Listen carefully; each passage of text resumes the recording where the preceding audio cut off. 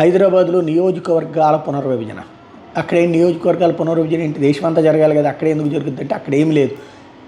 Corporation నియోజకవర్గాల పునర్విభజన దాదాపు 27 మున్సిపాలిటీని చేర్చారు కదా. ఒక్కొక్క మున్సిపాలిటీలో కనీసం 20 మందినో 50 మందినో వేసుకుంటే బోల్డ్ అంతమంది పదవులు పోతాయి. అదే సమయంలో వాళ్ళందరినీ చేర్చి టోటల్ కలిపి 300 వరకే యాడ్ అవుతున్నటువంటి పరిస్థితి డివిజన్స్.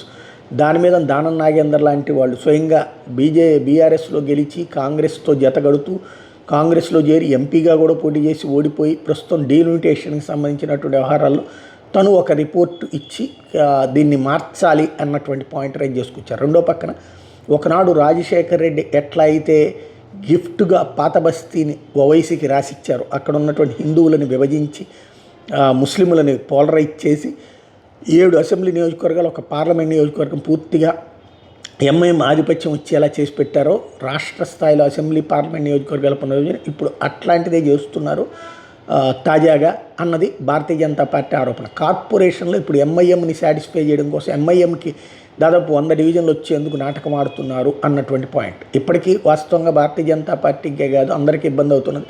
కనీసం 45-50 నియోజకవర్గాలు 50 వార్డులు వాళ్ళు అనుకున్నటువంటి విధంగానే జరుగుతుంది. ఎంఐఎం కంపల్సరీ గెలుస్తుంది. అదే పరిస్థితిని మరింత పెంచి అప్పట్లో రాజశేఖర రెడ్డి గిఫ్ట్ ఇస్తే ఇప్పుడు రేవంత్ రెడ్డి గిఫ్ట్ ఇచ్చారా అన్నటువంటి చర్చ నడుస్తోంది.